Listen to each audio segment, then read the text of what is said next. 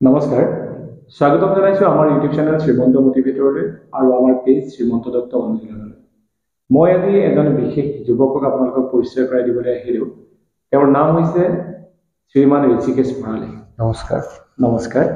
মই ঋষিকেশক কিয় লগ কৰিবলৈ আহিছোঁ সেই বিষয়ে আপোনালোকক অৱগত কৰিম মূল কথা হৈছে কি ঋষিকেশ পেছাত এজন অভিযন্তা কিন্তু অভিযন্তাৰ দৰে লোভনীয় চাকৰি যিটো চাকৰি তেওঁ কৰি থকা হ'লে আজিৰ তাৰিখত হয়তো তেওঁৰ দৰমহা 2 লাখৰ ওপৰ হয় কিন্তু ঋষিকেশে তেনে এটা চাকৰি এৰি এক বিশেষ ক্ষেত্ৰলৈ আগবাঢ়ি আহিল এতিয়া সেই বিশেষ ক্ষেত্ৰখন কি সেই বিষয়ে আমি আলোচনা কৰিম আৰু ইয়াৰ কথাবিলাকৰ দ্বাৰা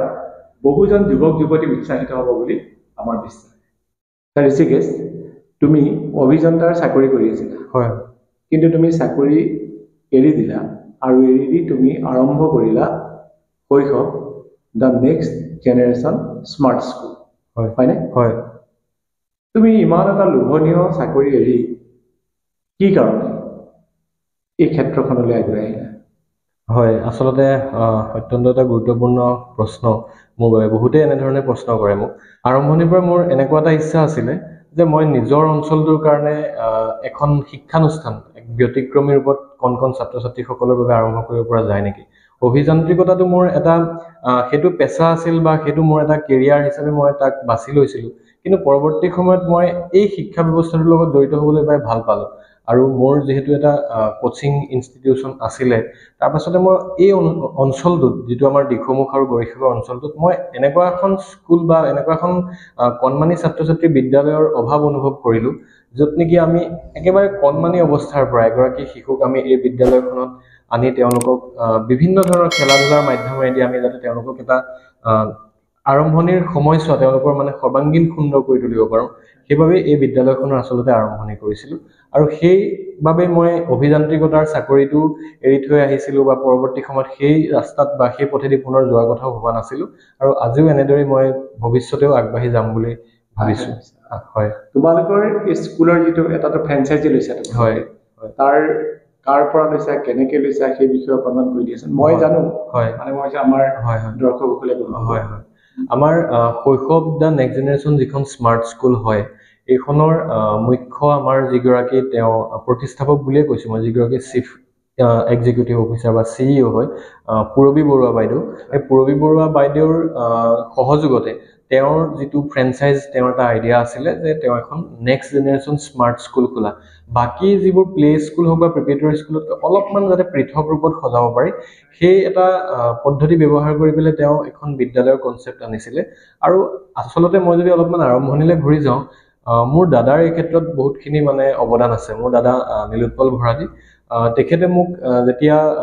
এই কথাটো আহিছিলে তেখেতে মোৰ লগত আলোচনা কৰিছিলে যে আমি এই অঞ্চলত এখন বিদ্যালয় আৰম্ভ কৰিব পৰা নাযায় নেকি আৰু তাৰ পাছতে লাহে লাহে সেই পদক্ষেপটো হাতত লৈছিলো আমি ওচৰ মানে এই অঞ্চলৰ গণ্যমান্য ব্যক্তিসকলৰ কাষ চাপিছিলো তাৰ মাজত আপুনিও এজন আছিল আপুনি আৰম্ভণি দিনৰ পৰা আমাক সহায় কৰি আহিছে তাৰ জৰিয়তে আমি এই বিদ্যালয়খন আজি এই অৱস্থা পাইছে আচ্ছা আপোনালোকে ইতিমধ্যে গম পাইছে যে এইখন হৈছে এখন প্লে স্কুল হয় আৰু এই প্লে স্কুলখনত এই কাৰণে প্ৰয়োজন বুলি ভাবো এখন প্লে স্কুল যিকোনো এটা অঞ্চলত যেহেতু পিতৃ মাতৃবিলাক সাধাৰণতে আজিকালি চৰকাৰী চাকৰিয়াল বেছিভাগেই চৰকাৰী চাকৰিয়াল আৰু চৰকাৰী চাকৰিয়াল নহলেও বাস্তৱ পৃথিৱীখনৰ লগত আমি খাপ খাবৰ কাৰণে বা যেটো অৰ্থনৈতিক যেটো পৰিস্থিতি সেই পৰিস্থিতিটোৰ লগত আমি মোকাবিলা কৰিবৰ কাৰণে আজিকালি পিতৃ মাতৃ দুইজনে কাম কৰিবলগীয়া হৈছে হয় চৰকাৰী হওক বা বেচৰকাৰী হওক আৰু এনে পৰিস্থিতিত নিজৰ কণমানি শিশুটিক ধৰক 2.5 বছৰীয়া 3 বছৰীয়া শিশুটিক কোনোবা এটুকুৰা বিশেষ স্থানত নিৰাপদভাৱে থৈ যাবৰ কাৰণে এনেকুৱা এখন প্লে স্কুলৰ প্ৰয়োজন হয় কেৱল থৈ যাবলৈ বুলিয়ে নহয় তেওঁলোকৰ যেটো ভেটি সেই ভেটিটো গঢ়লৈ উঠে এই প্লে স্কুলখনৰ পৰা নহয় নে নিশ্চয় গতিকে মই প্ৰথম তোমাৰ পৰা আৰু এটা কথা জানিবলৈ বিচাৰিম সেইটো কথা হৈছে কি তোমালোকে যিসকল শিশু ইয়ালৈ আহে তেওঁলোক কিমান বছৰৰ আমি 2.5 বছৰৰ পৰা আৰম্ভণিটো 3 বছৰৰ ভিতৰত থাকে মানে 2.5 ইয়াৰ্স প্লাস আৰু ধৰক 2.5 বছৰ বা 3 বছৰত আহে আমাৰ ইয়াতে আপ টু 6-7 ইয়াৰ্স মানলৈকে আমাৰ ইয়াতে তেওঁলোক থাকিব পাৰে আমাৰ প্লে ষ্ট্ৰাকচাৰত বিশেষকৈ তেওঁলোকে 3 বছৰ মেক্সিমাম 4 বছৰলৈকে তেওঁলোক থাকে ইয়াতে আছে ইয়াৰ পৰা তেওঁলোকে বেলেগ স্কুললৈ যাব পাৰে যাব পাৰে ন এই যে আৰম্ভণিতে শিশুসকলক কি শিকোৱা হয় আৰম্ভণিতে আমি আমাৰ এই ক্লাছৰুমটো বা আমি য'ত এতিয়া বহি আছো আমি এটা পাৰ্টিকুলাৰ প্লে এৰেনা বা এটা প্লে স্পেচিয়াছ এটা ৰুম মানে এক্সট্ৰাকে বনাইছো য'ত নেকি আমাৰ কিতাপ পত্ৰ বা তেনেকুৱা একো যে ষ্টুডেণ্টটো আহি যিটো পঢ়াৰ এটা ধাৰণা থাকে সেই ধাৰণাটোৰ পৰা আমি অলপমান সাইড কৰি পেলাই আঁতৰি পেলাই অকণমান পৃথকভাৱে আমি ৰুমটো আমি ডেকৰেটিভ কৰি সজাই তুলিছো যাতে এগৰাকী ছাত্ৰ বা এগৰাকী ছাত্ৰী যেতিয়া সোমাই আহে কণমানি শিশু এটা সোমাই অহাৰ লগে লগে যেতিয়া এনেকুৱা হয় যে তেওঁ অভিভাৱকৰ কোলাৰ পৰা দৌৰি আহি পেলাই যে মই এই ৰুমত খেলিম বা মই এই ৰুমত কিবা এটা মানে ফূৰ্তি কৰিবলৈ তেওঁলোকে ভাল পায় আমি বিভিন্ন ধৰণৰ প্লেইং ইকুইপমেন্টছ ৰাখিছো ইয়াতে ৱালবোৰ ডেকৰেট কৰা হৈছে যাতে এটা এট্ৰেক্টিভ হ'ব পাৰে মানে এগৰাকী কণমানি শিশুক যাতে তেওঁৰ মাইণ্ডটো মানে তেওঁ এট্ৰেক্ট কৰিব পাৰে বা তেওঁ দেখাৰ লগে লগে ৰুমটোত যেতিয়া সোমাব তেওঁৰ ইয়াৰ প্ৰতি কমপ্লিটলি মানে এটা এট্ৰেকশ্যন বা ইণ্টাৰেষ্ট আহিব পাৰে সেইটো কাৰণে মই আপোনালোকক দেখাইছো আপোনালোকে স্ক্ৰীনত নিশ্চয় দেখি আছে স্কুলখন এতিয়া মই দেখাই আছো আপোনালোক গতিকে সেয়া আপোনালোকে চাই লওক আৰু আমি কথাও পাতি থাকিম আৰু স্কুলখনৰ এটা যিটো তেওঁ ৱালৰ যিটো ডেকৰেশ্যনৰ পৰা আদি কৰি এটি শিশু কেনেকৈ তাৰ প্ৰতি আকৰ্ষিত হ'ব সেই কথাখিনি আমি দেখাইছো এবাৰ চাই আৰু আমি কথাও পাতি আছো এতিয়া তোমালোকে স্কুলখন কেতিয়াৰ পৰা আৰম্ভ কৰিলা 2021 চনত আমাৰ বিদ্যালয় আৰম্ভ হৈছে 3 এপ্ৰিল তাৰিখে আমি বিদ্যালয় শুভাৰম্ভ কৰিছো হয় আৰু তেতিয়াৰ পৰা তোমালোকে নিশ্চয় পাছলৈ উভতি চাবলগীয়া হোৱা নাই নাই আজিলৈকে হোৱা নাই আমি এটা কথা আপোনাক এখিনিতে কৈ মানে আনন্দিত হৈছো বা নিজেও এটা প্ৰাউড ফিল কৰো আমি মাত্ৰ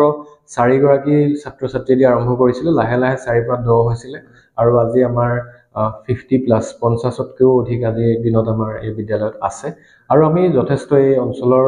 বিভিন্ন ব্যক্তি তথা আমাৰ সকলোৰে পৰা আমাৰ এই বিদ্যালয়ৰ প্ৰতি আমাৰ সহাৰি আছে যথেষ্ট মই আৰু এটা কথা জানিব পাৰিছো যে তোমালোকে আমগুৰি হয় এখন এবেকাছ খুলিবৰ কাৰণে হয় হয় সিদ্ধান্ত গ্ৰহণ কৰিছে ন হয় ইতিমধ্যে আপুনি গম পাইছে যে গৰিহাগড় এখন গুৰু এবেকাছ আছে হয় আৰু এওঁলোকে আৰম্ভ কৰিব এতিয়া আমগুৰি ঠিক মানে আপোনাৰ থানাৰ আশে-পাশে আৰু হয় কমলাপতি বুলি কোৱা হয় এই এৰিয়াটো কমলাপতি এৰিয়া তাতো কি এবেকাছো আপোনাৰ এতিয়া গম পাইছে আপোনালোকে ইতিমধ্যে মোক কেইবাবাৰো কৈছে যে এটি শিশু গণিতত পাৰ্গত হৈ উঠিবৰ কাৰণে যে এবেকাছ প্ৰাৰম্ভিক পৰ্যায়ত বহুত প্ৰয়োজন আৰু প্ৰাৰম্ভিক পৰ্যায়ত নাথাকিলেও 14 বছৰ বয়সলৈকে শিকোৱা হয় 14 বছৰ হয় যেতিয়া এটি শিশুৱে মানে 14 বছৰ বয়সলৈকে যি এবেকাছৰ একেলগে শিক্ষা প্ৰদান কৰি আহিছে বা কৰিব আমাৰ দিনতো এইবোৰ আমি গমেই নাপালো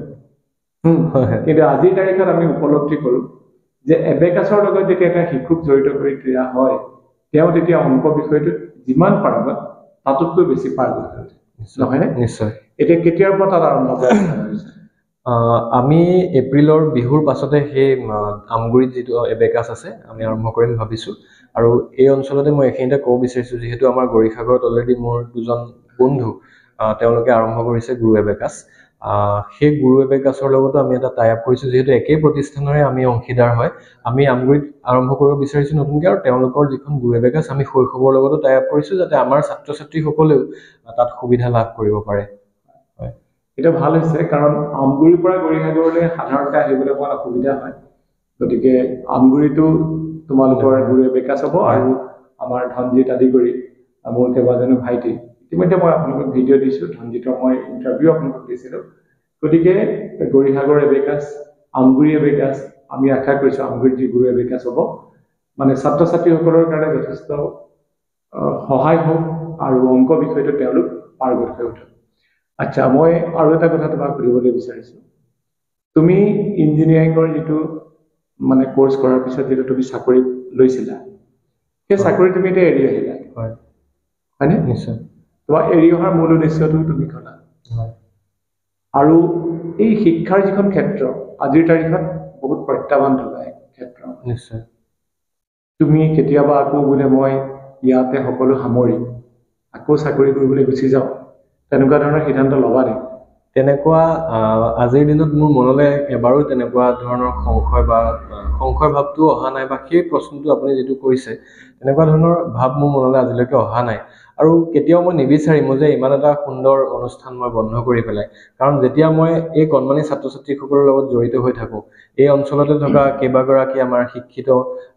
যুৱক যুৱতীকো আমি এই অঞ্চলটোৰ জড়িত কৰিব পাৰিছো তাৰ বাবেও মই কেতিয়াবা গৌৰৱবোধ কৰোঁ আৰু গতিকে এই অঞ্চল বা এই অনুষ্ঠানটো বন্ধ কৰাৰ কোনো প্ৰশ্ন নাহে ইয়াতে আৰু মই আশাহে কৰিছো বা ইচ্ছা আছে মোৰ যে এই অনুষ্ঠানটো আৰু অলপ আগবঢ়াই লৈ এটা নতুনত্ব প্ৰদান কৰিব পৰা আচ্ছা বৰ ভাল কথা আৰু মই তোমাক এটা প্ৰশ্ন কৰিব খুজিছো একেবাৰে ধৰা শেষৰ কাৰণে শেষ প্ৰশ্নটো হিচাপত তুমি একদম খোলাকে ক'বা তোমালোকৰ একোজন অভিভাৱক বা গাৰ্জেন তোমালোকৰ কাৰণে গাৰ্জেন নে তোমালোকৰ কাৰণে কাস্টমাৰ আচলতে এতিয়া বহুতে মই এই কথাটো উত্তৰ দিবলৈ যাওঁতে অকণমান বেলেগ এটা টপিকো লৈ আহিছোঁ আচলতে যেতিয়া এখন প্ৰাইভেট স্কুল বা প্ৰাইভেট প্ৰি স্কুলে হওক বা আপ টু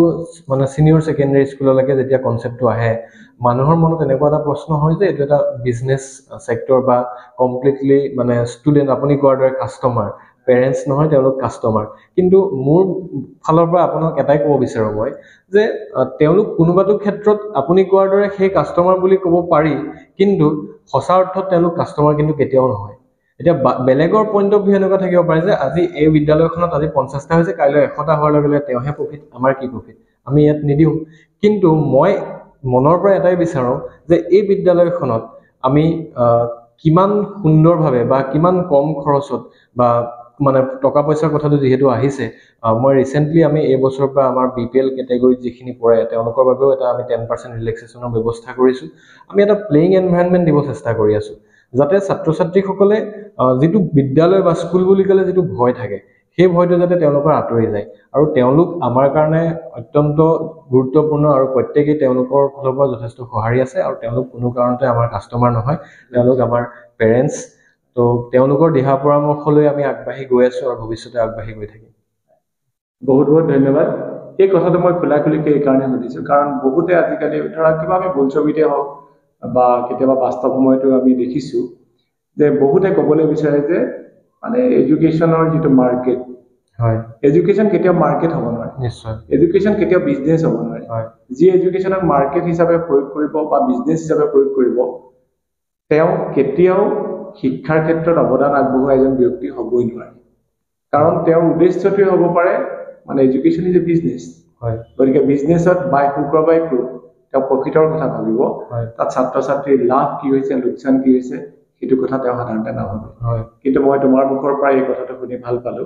যে তোমালোকৰ কাৰণে যে কোনো কাৰণতে যে একোজন গাৰ্জেন কেতিয়াও কাস্টমাৰ হ'ব নোৱাৰে বহুত বহুত ধন্যবাদ ঋষিকেশ আমি শুভকামনা জনাইছো তোমাৰ এই যাত্ৰা অনিৰুদ্ধ হওক আৰু আহিব লগা দিনত তোমাৰ শিক্ষাৰ ক্ষেত্ৰখনত তুমি যি অৱদান আগবঢ়াবা সেই অৱদানৰ দ্বাৰা তুমি এক উজ্জ্বল নক্ষত্ৰ হিচাপে জিলিকি থাকা থ্যাংক ইউ